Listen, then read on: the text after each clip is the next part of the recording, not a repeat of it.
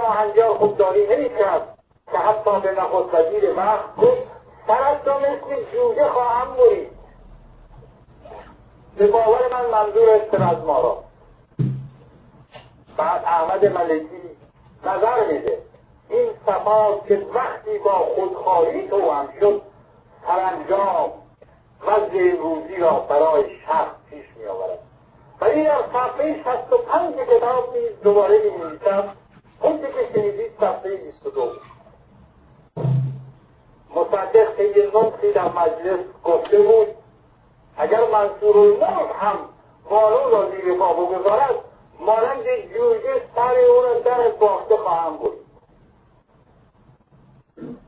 از اون وقت کتاب میکنه سرت را مثل جوجه خواهم برید به نخست وزیر و هفته بعد خطاب میکنه به نخست وزیر دیگر اگر قانون را زیر پا بگذارد مانند جوجه سر او را در باخته خواهم برید.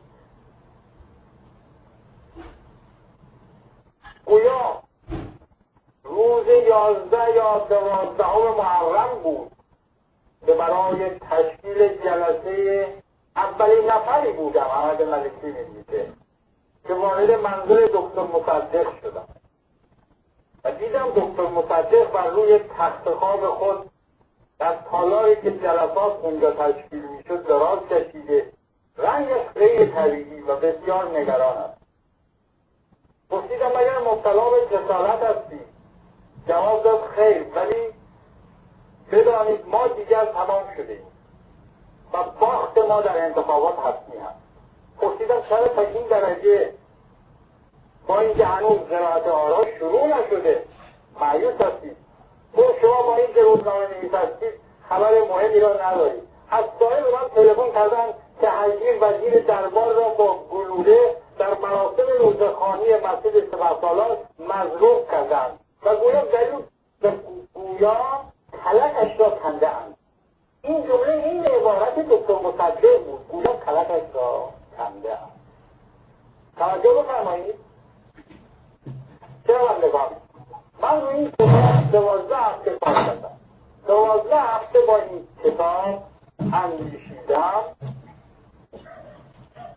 که موازی که دقیقاً ماهیت دیکتاتوری و مصدقان نشون میده همه را در کنار هم قرار دادم و به طوری که از صفحات برمیاد در صفحه 22 مطرح میکنه سرت رو مثل جوجه خواهم برید و باز به نخست وزیر دیگر مطرح میکنه که این متن در صفحه 65 مانند جوجه سر او را در باخته خواهم برید و بعد در صفحه 52 و 53 میاد میگه که در مسجد سپهسالار حجیر را مضروب کردن گویا کلکش را کنده اند. بعد احمد ملکی تاکید میکنه این جمله عین عبارت دکتر مصدق بود گویا کلکش را کنده اند. تفسیر شما شنوندگان چی میتونه باشه؟ آیا غیر از اینه که با ترور حجیر مصدق باید موافق بود؟ مصدق این ترور رو تایید نمی‌کنه با این گفتار؟ مصدق آزادی خواه تایید نمی‌کنه این ترور را؟ گویا کلکش را کنده هم؟ به باور من ترور حجیر را تایید می‌کنه. خوشحالم شده. در صفحه 29 احمد ملکی می‌نویسه بسیار شنیدنیه انتخابات دوره 16 مجلس شورای ملی که در زمان حکومت مصدق السلطنه انجام شد آخرین چوب حراجی بود که بر پیکر جبهه ملی وارد کرد. به این معنی این جماعتی که حقیقتا از روی کمال ایمان و خلوص نیت دور این مرد گرد آمده و مصدق السلطنه را مرد ملی تمام عیار و مؤمن به قوانین می‌دانستند و به نام جبهه ملی شب و روز در سفر حذر برای پیشرفت و موفقیت او احتمال کوشش نموده و نقشه می‌کشیدند، به خوبی فهمیدند که در چنته جناب آقای دکتر مصدق جز ریاکاری، عوام‌فریبی و بدتر از همه جاه‌طلبی چیز دیگری نیست و تمام اعمالی را که حکومت‌های گذشته انجام داده. آقای دکتر مصدق فریاد اعتراضش به آسمان رسیده و اعلام جرم می‌نمود. شخص خود ایشان با نهایت تحضر و رشادت انجام داده و بدون هیچ گونه باک و ترسی از کلیه مقررات و قوانین برای به کرسی نشاندن نظریه خود از هیچ عمل خلاف قانونی ابا و امتناع ندارد. مادر درد مانند دکتر مصدق نیرنگ باز ماهری تا کنون نیافریده است. صفحه 30 این کتاب احمد ملکی می‌نویسه مادر درد مانند دکتر مصدق نیرنگ باز ماهری تا کنون نیافریده است. و من یک بار دیگه اعلام بکنم تاریخچه جبهه ملی، چرا جبهه ملی تشکیل شد، چگونه جبهه ملی منحل گردید. نگارش احمد ملکی، مدیر روزنامه یومیه ستاره و مدیر عامل و منشی انجمن روزنامه‌نگاران ایران و مؤسس جبهه ملی. و این کتاب با مقدمه سعید رهبر، انتشارات آرش در استکهلم 1384 انتشار شده. در صفحه 130 این کتاب ما میخونیم این مطلب در خور کمال دقت و اهمیت است که حتی یک نفر هم بسیار مهمه شنوندگان این گفتار. این مطلب در خور کمال دقت و اهمیت است که حتی یک نفر هم در زمان تشکیل دوره‌های قانونگذاری 15 و 16 مجلس شورای ملی با نخست وزیری دکتر مصدق السلطنه موافقت نداشت و اساساً طرف دکتر مصدق السلطنه نداشت. و اگر آقای جمال امامی در دوره 16 مجلس شورای ملی دکتر مصدق را به نخست وزیری معین نمی‌کرد، تا به امروز شاید هم کابینه‌ای از طرف ایشان تشکیل نیافته بود. و همین تصادف بود که سرنوشت مملکت بیچاره را به این روز خراب انداخت و لجاجت و عناد و خودرأیی آقای دکتر مصدق کار را به این جاها کشاند. یک گروه اصلاح طلب سه شعار را مد نظر قرار دادند. میخوان با ایفای نقش خود در رابطه با وظایف اصلاح طلبی کمک به مردم و کمک به کشور خودشون بکنن، ولی اساساً هم فکر نمی کردند که روزی مصدق بدون مشورت با اعضای جبهه ملی که اینا مطرح کردند، اینا برجستش کردند، هر کدام صاحب یک روزنامه بودن براش تبلیغ و ترویج کردند، این بیاد نخست وزیر بشه و بعد توجهی هم به اونا نکنه. بنابراین یکی از مسببات جبهه ملی که تأسیس شده بود همین بود که اینها با نقد و با انتقاد باید جامعه را به سمت جلو پیش ببرند، نه اینکه برن دولت تعیین بکنن، باشگاه درگیر بشن، با دربار درگیر بشن و کار مملکت را به بنبست بکشانند. ادامه میده احمد ملکی اینجا صفحه 116. آقای دکتر مصدق پس از قبول نخست وزیری بسیار مهمه، در هیچ یک از کمیسیون‌های مختلف جبهه ملی، نه در کمیسیون سیاسی و تبلیغات و فرکسیون نمایندگان شرکت نمی‌نمود و جلسات جبهه ملی به ریاست حضرت آیت الله کاشانی در منزل آقای مشار اعظم تشکیل می‌شد و روزی نبود که گله‌ای از طرز رفتار آقای دکتر مصدق در جلسات متشکل جبهه ملی در میان نباشد و من پس از بازگشت از سفر اروپا و شرکت در جلسات جبهه ملی چندین بار از آن آقای کاشانی در منزل آقای مشار اعظم شنیدم که میگفت یارو طاغی و یاغی شده، بی سواد را اسب برداشته. مقصود آقای دکتر مصدق بود و این بیانات آقای کاشانی به طور علنی اظهار میشد، ولی سایرین از بسیاری از عملیات حکومت دکتر مصدق ناراضی و حتی میگفتند بزرگترین خبط دکتر مصدق از سلطنه قبول انجام نخست وزیران سابق و وزیران سابق میگرفت و اتهاماتی که به اونها وارد میساخت خود چندین برابر زیان آورتر انجام داده و در حقیقت دیگر برای جبهه ملی راه فرار باقی نگذاشته. ما به یک موزیک گوش میکنیم و بعد این گفتار را دنبال میکنیم.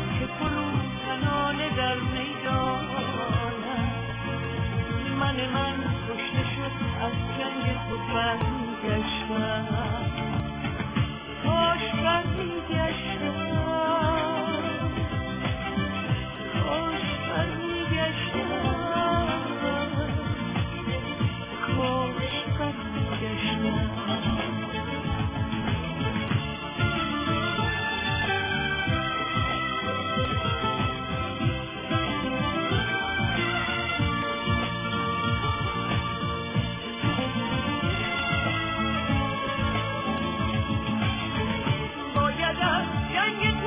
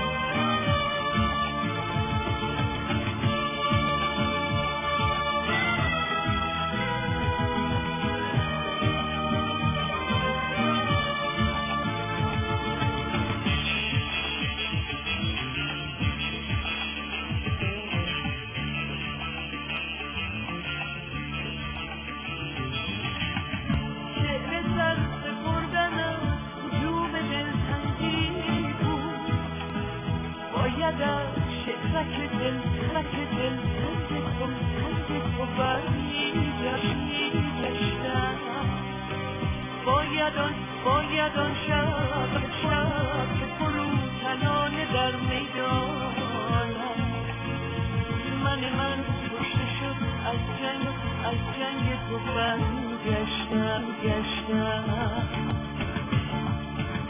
کاش برمیگشتم کاش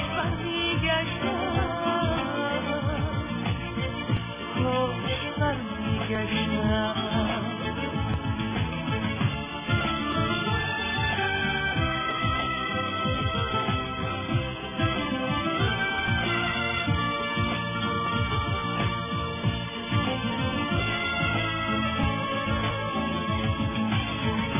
باید از جنگ تو با هرچه که از من مانده هرچه از به دست و پالنگ تو برمیگشتم عشق تو لحن فده دل مصیبت بارم باید از لحن فدا که تو برمیگشتم کاش برمیگشتم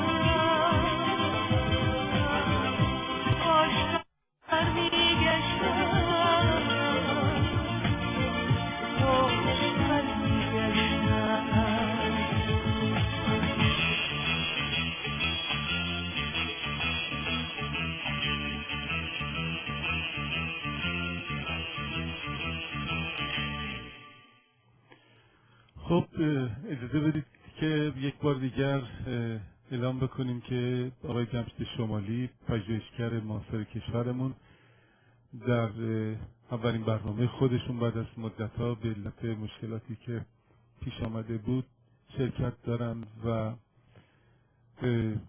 در برنامه امشب و فردا شب نیز و شاید هم شب چهارشنبه در خصوص کتابی که نویسنده اون احمد ملکی است از بنیانگذاران جبهه ملی ایران، از روزنامه‌نگاران معتبر کشورمون مطالبی رو در رابطه با سیاست‌ها و شخصیت سیاسی دکتر محمد مصدق بیان میکنه. پیش از اینکه آقای جمشید شمالی به ادامه صحبت‌هاشون بپردازن، خواستم ازشون خواهش کنم که درباره این کتاب توضیحات بیشتری بدن. توضیحات که نه، اجازه بدید پرسشم رو طرح بکنم، شاید آقای شمالی با پاسخی که میدن توضیح مورد نظر منم در حال به نوعی مطرح شده باشه.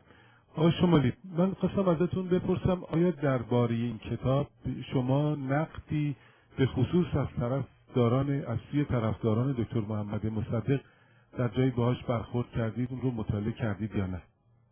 من کوشش کردم چیزی نیافتم. دوم اینکه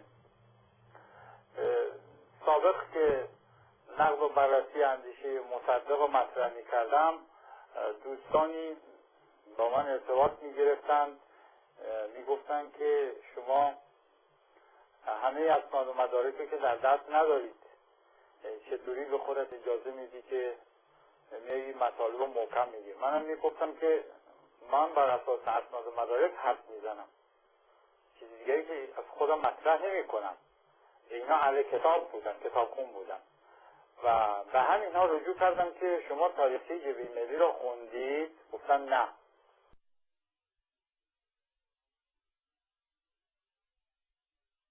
نخوندیم. و نظر من اینه که همونطوری که 52 سال طرفداران جبهه ملی کوشیدن این کتاب مخفی بمونه و بعد مخفی موند، به باور من الانم با سکوت خودشون تلاش میکنن که مطرح نشه و من نیز با همین جمع‌بندی برنامه بررسی تفکر مصدق از تاریخچه جبهه ملی از اونجا که در سایت دیدم سمینار 3 روزه در استکهلم با امضای گروه لیبرال که من خودم نمیشناسم گروه لیبرال در استکهلم چه کسانی هست و به باور من همه اون 5 نفری که کمتر یا زیادتر در این گرد همایی حضور دارند، اینها هم از باورمندان به اندیشه و منش مصدق هستند و برای همین من در این زمان همین موضوع را انتخاب کردم که تلاش میکنن که این مخفی بمونه و ما به گوش همه برسانیم و اونایی که میرن در اون نشست سوال بکنن که نظر شما درباره تاریخی جبهه ملی که احمد ملکی 1332 منتشر کرده چیه؟ یعنی با یک برنامه حساب شدم منم انتخاب کردم که الان موقعش هست که باید اینا ترک کرد. آقای جمشید شمالی، نظر احمد ملکی در همون سالها به خصوص بعد از واقعه 28 مرداد در سال 1332 درباره محمد رضا شاه چگونه بوده است؟ میدونید شما اطلاعی دارید در این باره؟ اصلا این کتاب رو نوشته تقدیم به تیمسار سپهبد زاهدی، نخست وزیر محبوب ملی ایران، باها در تمام کشور 20 ریال. و بعد چیز بسیار جالبی هم که میبینیم آقای سعید رهبر این کتاب رو کوشش کرده با همون فرمی که چاپ شده بود چاپ بکنه، یعنی در صفحه اول عکس محمد رضا شاه فقیده و زیرش نوشته شده اعلیحضرت محمد رضا شاه پهلوی شاهنشاه ایران که با فداکاری‌های وطن پرستانش کشور شاهنشاهی ایران را در روز 28 مرداد از خطر تجزیه و انهدام رهایی یافت. و بعد در صفحه بعد عکسی از تیمسار سپهبد زاهدی نخست وزیر محبوب ملی ایران که رأی قیام کنندگان روز تاریخی 28 مرداد 1332 به حکومت دیکتاتوری و غیرقانونی دکتر مصدق خاتمه داده و مانع موفقیت بیگانه پرستان و تجزیه طلبان گردیده است. آقای شمالی، آیا پرسش بعدی من، آیا شما اطلاع دارید که بعد از واقعه 28 مرداد چه رفتاری با احمد ملکی شده است؟ آیا او رو دستگیر کردن، به زندان بردن، تحت فشار قرار گرفته بود؟ تحت چه شرایطی این کتاب نوشته بود؟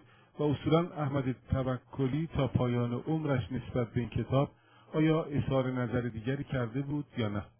من در این کتاب هیچ اطلاعاتی پیدا نکردم، ولی وقتی که اون بحرانی که رابطه‌ای که مصدق با بخشی با همین گروه 19 نفره ایجاد کرد، بخشی از اعضای جبهه ملی جدا شدن، هر کدام به راه خودشون رفتن و احمد ملکی هم در این رابطه پیوست به شاه و نخست وزیر وقت. و بعد از اون من اطلاع چندانی ندارم که چی شد. بعد از اون اطلاع چندانی ندارم.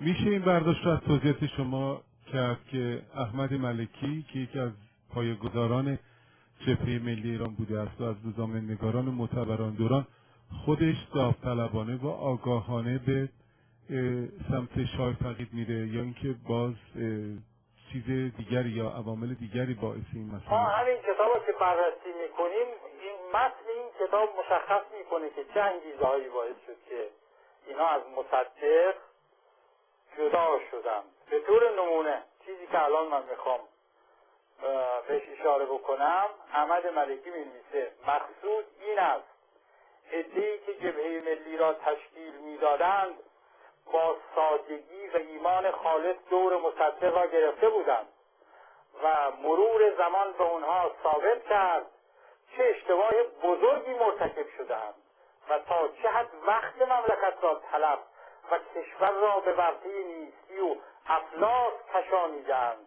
مثلا هیچ کس نمی‌داند که با نخست وزیری دکتر مصدق آقایان ارسلان خلعتبری، مشار اعظم، حایری زاده علنا در جلسات جبهه ملی مخالفت نموده و صراحتا گفتند ما قرار داشتیم رفتیم از راه مبارزه منفی و انتقاد از اعمال خلاف قانونی مملکت را اصلاح کنیم، ولی به هیچ وجه قرار نداشتیم که دکتر مصدق نخست وزیر و همکارانی به این وضع انتخاب نماید. به همین مناسبت بود که اولین جلسه جبهه ملی پس از قبولی نخست وزیری دکتر مصدق که در منزل آیت الله قربی تشکیل شد، همه اعضای جبهه ملی به اتفاق آرا رأی دادند که دست دکتر مصدق را در تشکیل کابینه باز بگذارند و نظری به او ندهند تا فردا نگوید من انتخاب اشخاص را بنابر نظرات اعضای جبهه ملی نمودم و از همان انتخاب اعضای اولین کابینه ایشان معلوم شد که طرز فکر چگونه بود.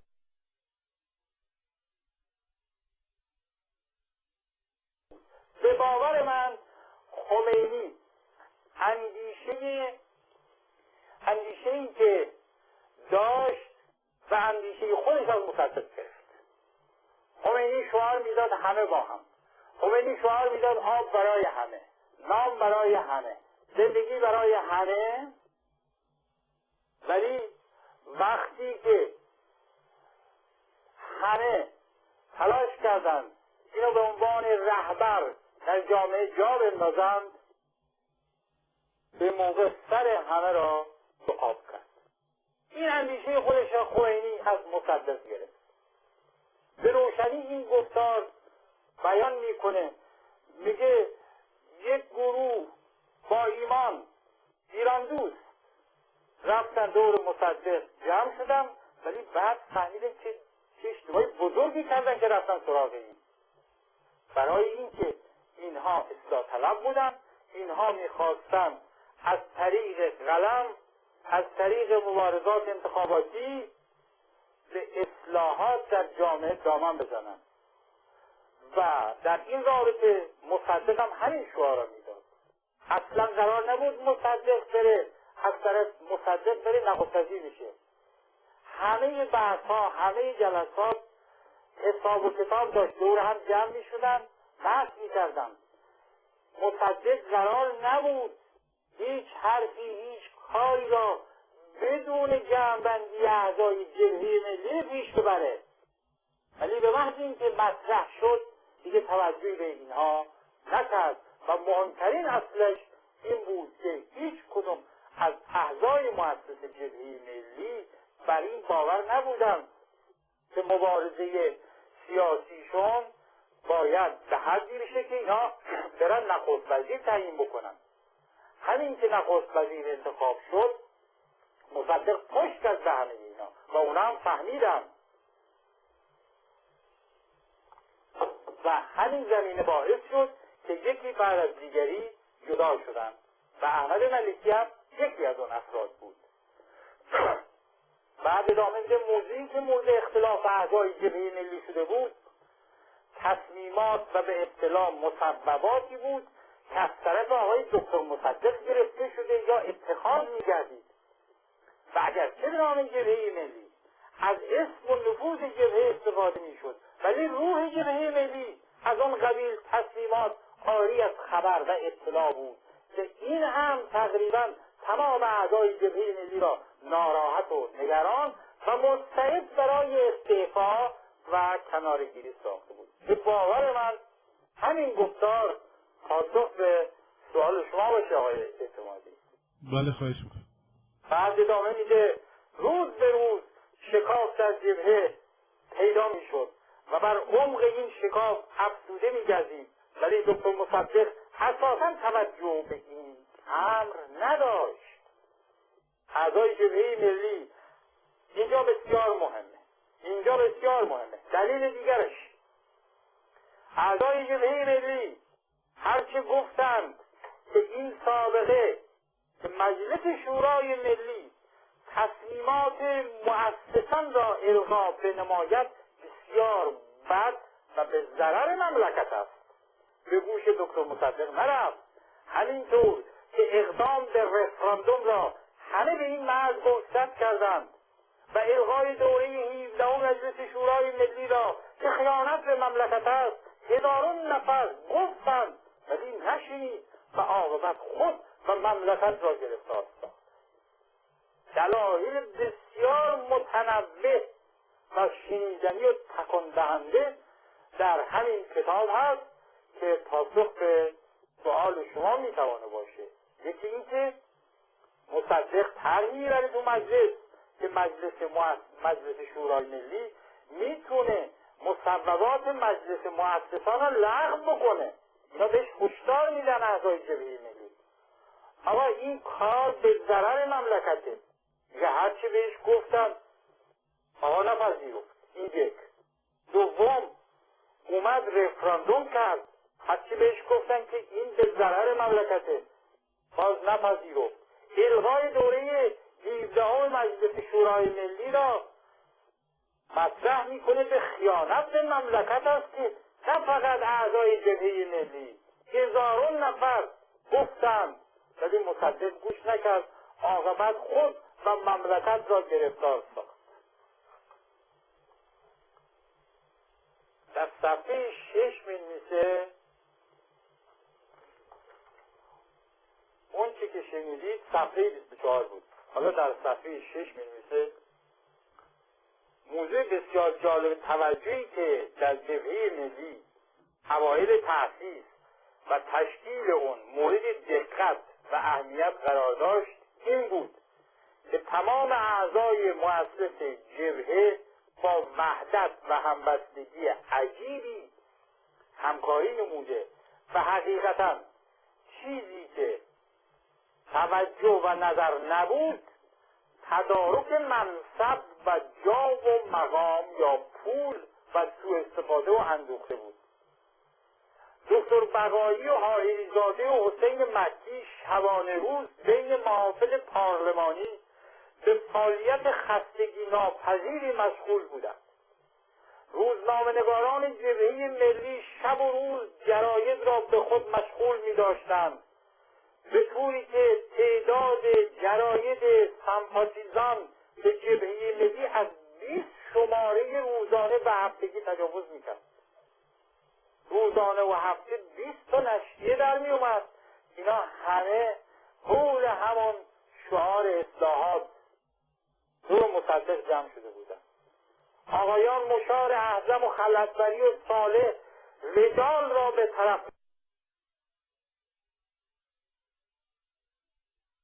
داری از جبهه ملی تشویق میکردن و چون همه طرفدار آزادی انتخابات، آزادی مطبوعات، اصلاح قانون حکومت نظامی بودند، روز به روز جبهه ملی با همان عده اعضای مؤسس تقویت میشد و امیدواری که در موقعیت افزونتر میگردید. بعد میگه بسیار جالبه این بخشم شنیدنی و تأسف‌باره. وقتی که اینا رشد میکنن پیش میرن به مصدق پیشنهاد میکنن که آقا ما باید حزب داشته باشیم، این جبهه ملی را بذاریم کنار، حزب داشته باشیم مثل اروپا، مثل غرب، با دامن زدن به تشکیل احزاب مبارزه پارلمانی، مبارزه سیاسی و اصلاح طلبی را پیش ببریم.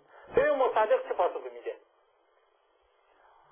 آقای دکتر مصدق را عده بسیاری رجال سیاسی و جوانان وطن پرست در همان موقع، این احمد ملکی می‌نویسه، آقای دکتر مصدق را عده بسیاری رجال سیاسی و جوانان وطن پرست در همان موقع محاصره کرده و پیشنهاد می‌کردند اکنون که شما جبهه ملی را پس از پایان تحصن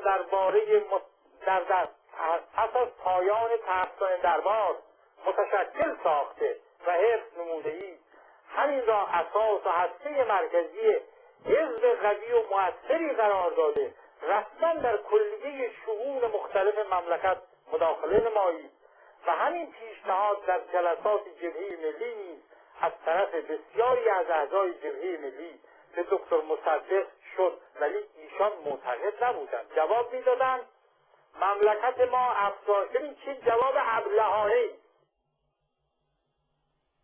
مملکت ما افزایش رشد برای تشکل حزب سیاسی را ندارد و به محض اینکه حزب تشکیل شد همه متوقع واگذاری شغل و مقام به اونها می باشند و چون محال است بتوانیم موجبات ارضای خاطر همه افراد را فراهم نماییم، مخالفت شروع می شود و اون وقت است حزب هر قدر قوی باشد متلاشی می شود و همین فرم جبهه ملی برای انجام سه مقصود کافی است و اگر موفق شدیم بزرگترین خدمت را به مملکت انجام داده ایم. بعد از اینکه دکتر مصدق به نخست وزیری منصوب می شود، اعضای جبهه ملی انتظار داشتند حالا که تحمیل شده به هیئت مؤسس که این رفته نخست وزیر شده، این گونه مطرح میکنه. حالا که به نخست وزیری منصوب شده، اعضای جبهه ملی انتظار داشتند که انتخاب اعضای کابینه با مشورت جبهه انجام گیرد، ولی مصدق شخصی نبود که توجه به اعضای جبهه ملی بکند که او را حمایت و همراهی کردند. ببین 20 روزنامه نشریه در روز یا هفتگی بیرون می اومد، همه اینها اهل دانش و فضل، اهل قلم و مصدق را مطرح کردند قول 3 شعار. حالا که تحمیل شده که نبود، قرار نبود بره نخست وزیر بشه، نخست وزیر شده، درست شیوه و سبک غربی را اونا طرح میکنن که حالا که اینجوری شده ما باید حزب بسازیم، از طریق حزب دولت هم که شما دارید تشکیل میدید از همین اعضای کابینه، از همین اعضای حزب، حالا که مخالف حزب هستی حداقل از همین اعضای برجسته‌ای که در بخش‌های مختلف هستند دولت کابینه تشکیل بده. مصدق به کمک اینها مطرح میشه، به نخست وزیری میرسه، ولی در انتخاب کابینه اساساً گردن نمیگذاره که با مخبرانی که دورش جمع بودن مشورت بکنه که چه کسی وزیر امور خارجه بشه و چه کسی صلاحیت وزیر اقتصاد داره. با هیچ که از اینها هم در نمیداد که مشورت بکنه. نتیجه چه شد؟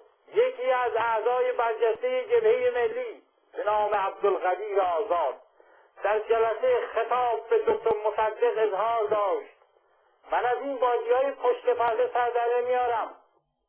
دسته‌ای سیاسی به نام جبهه ملی تشکیل گردیده، اشخاصی هم برای تقویت این جبهه زحمت کشیده، فعالیت نمودند. اکنون که زمام امور به دست اونها افتاده، مسلماً باید خود در کابینه عضویت داشته و با شرکت در دولت هدفها و آمال سیاسی خویش را به مرحله اجرا و عمل درآورند و به مردم نشان دهند که اهل حرف نبوده و مرد میدان عمل هستند. به اینکه میگویند دولت مصدق، به اینکه میگویند دولت دکتر مصدق را به اینکه میگویند دست دکتر مصدق را برای انتخاب همکاران باز بگذارید، به هیچ وجه صحیح نیست و در تمام دنیا فقط احزابی در تشکیل دولت موفق میشوند که تمام اعضای کابینه از طرفداران خود و یا از اعضای مورد و موثق و مورد اعتماد حزب انتخاب می نمایند. مگر ما حالت آقای دکتر مصدق بوده ایم ببخشید که پایه نخست وزیری ایشان را بگذاریم و بعد خداحافظی کنیم؟ من به هیچ وجه نمیتوانم جواب حزب استقلال را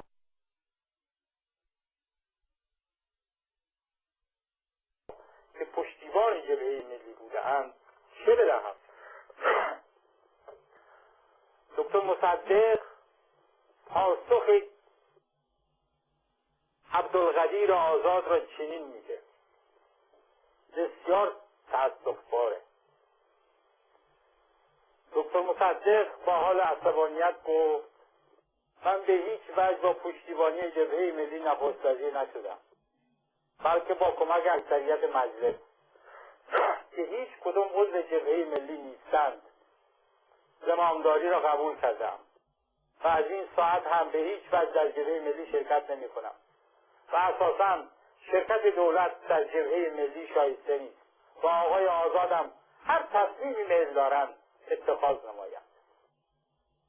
آقای عبدالقدیر آزاد دکتر مصدق را به استیضاح تهدید نمود و بعداً مخالفت شدید ایشان با دکتر مصدق شروع گردید.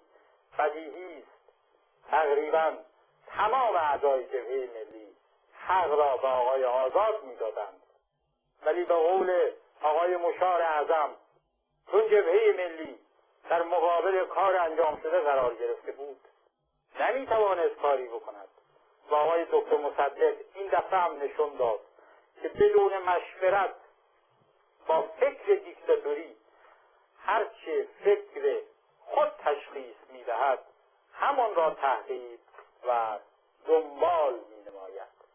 ما در نشست بعدی از اینجا شروع میکنیم، از موقعی که حس شد تمام حرفهای دکتر مصدق برای ارضای شهوات شخصی و مطامع فردی است و این عملیات برای اغنای شهوات مقام پرستی و جا طلبی خود اوست، غالب افراد جبهه ملی نسبت به زمان و زمین مایوس گردیده هر کدام راهی را برای خود شخصا انتخاب و دنبال نمودم.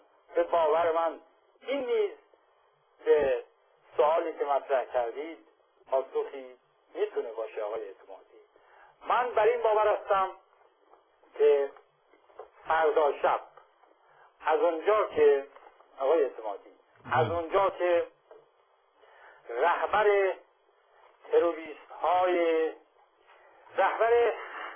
همه ترورهایی که در خارج از کشور شد